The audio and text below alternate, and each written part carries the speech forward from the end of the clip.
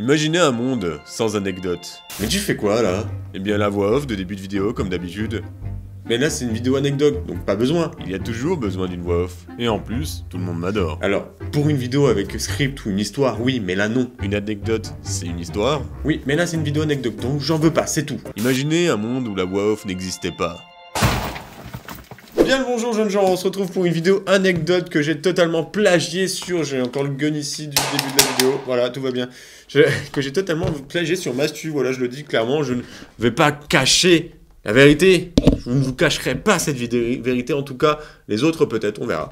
Donc le but de cette vidéo anecdote, c'est qu'il y a 6 ou 7 anecdotes, je sais plus, enfin il y a 5, 6, 7, il y a un certain nombre d'anecdotes, on s'en fout du nombre, hein, de toute façon.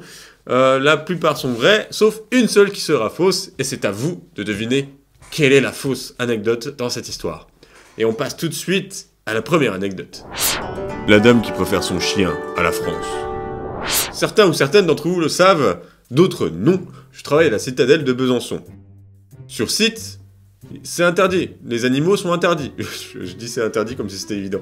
Les animaux sont interdits pour la simple bonne raison que nous avons un petit zoo, et par raison de sécurité pour, par exemple, les chiens qui sont pas peut-être forcément habitués à voir des animaux, qu'ils n'aillent pas aboyer dessus, ou alors qu'ils s'amusent pas à courir n'importe où, ou alors tout simplement une histoire de vaccin, car les animaux en zoo ont besoin d'un vaccin très particulier, et du coup ils peuvent potentiellement transférer des maladies aux animaux du zoo. Donc c'est interdit, c'est tout. Hormis les chiens guides par exception, parce que bah les chiens guides, voilà, le gars aveugle, on va pas lui dire bah non, on s'en fout complètement, vous soyez aveugle, vous passez pas, ok?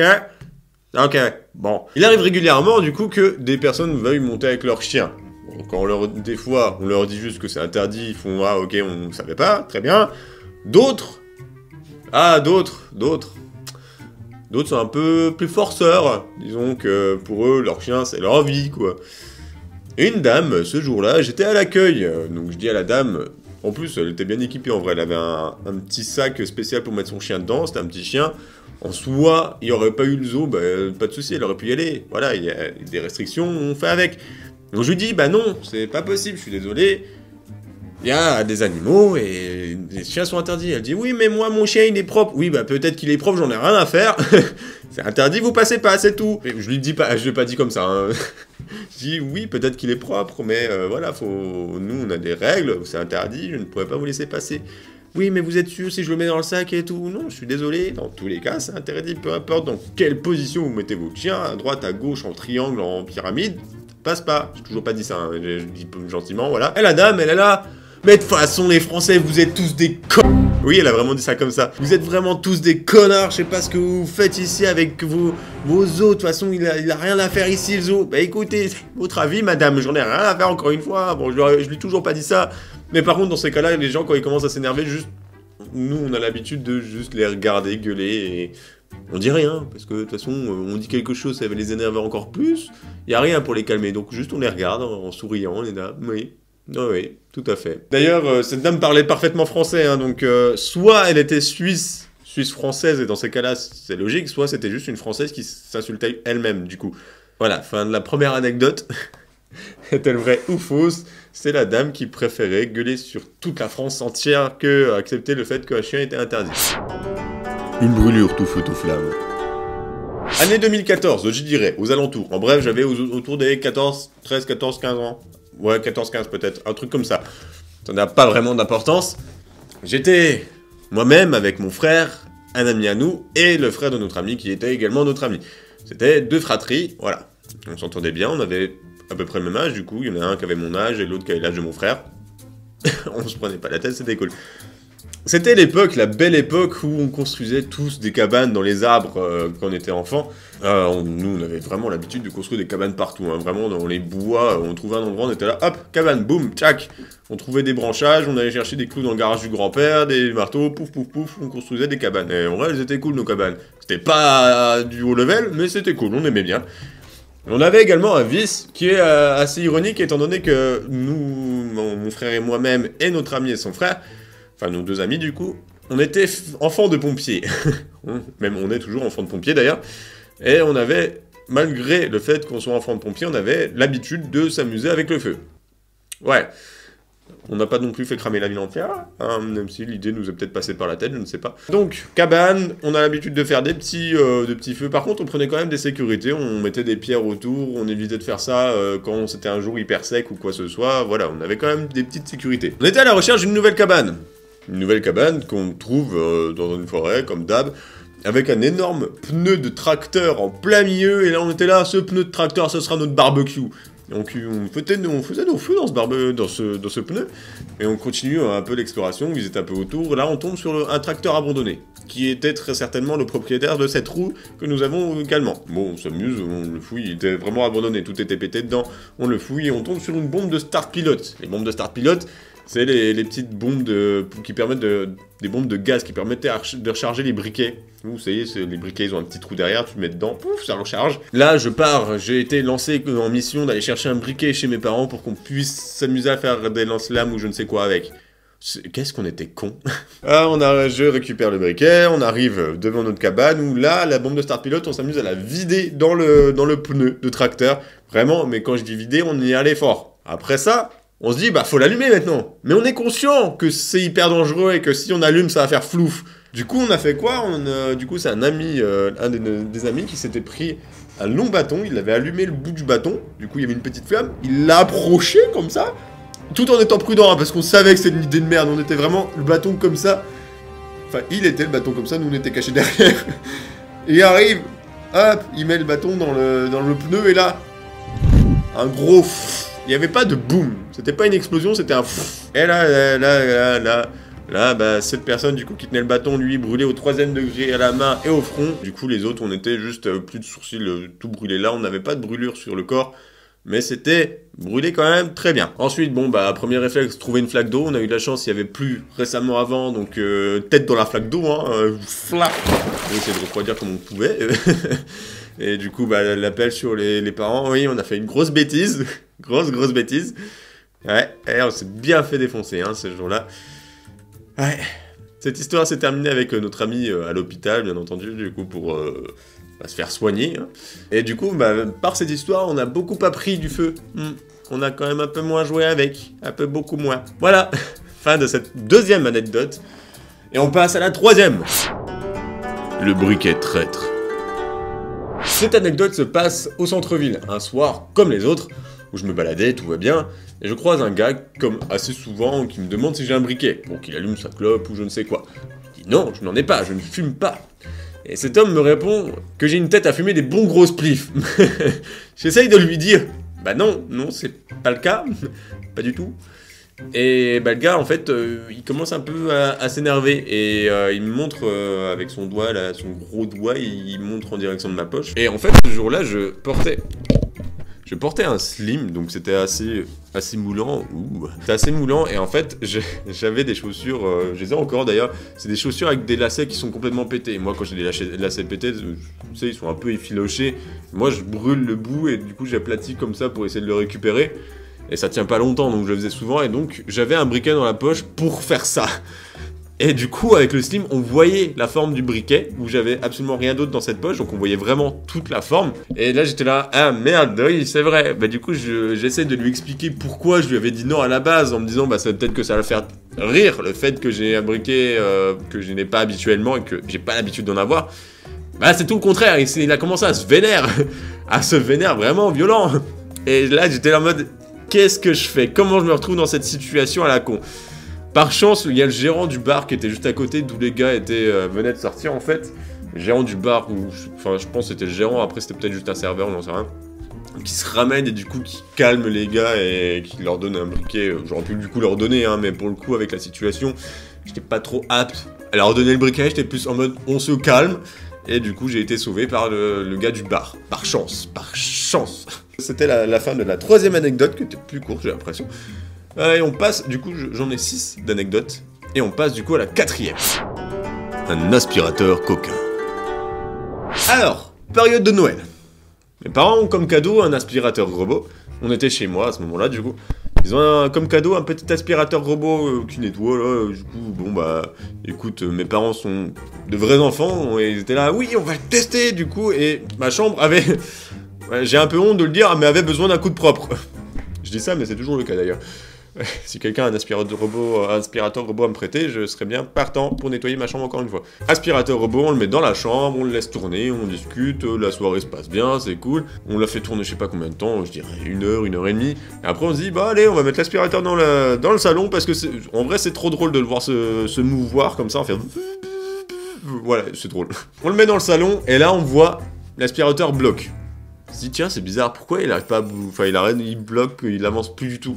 Donc moi je le prends, je le retourne et là au niveau de la roue on voit une bulle qui est bloquée. Et on comprend pas, on est là, mais qu'est-ce que c'est que ça? Du coup mon père, ma mère, mon frère, on était tous là, viennent voir, tout le monde va voir, on était là. Mais qu'est-ce que c'est que ce truc?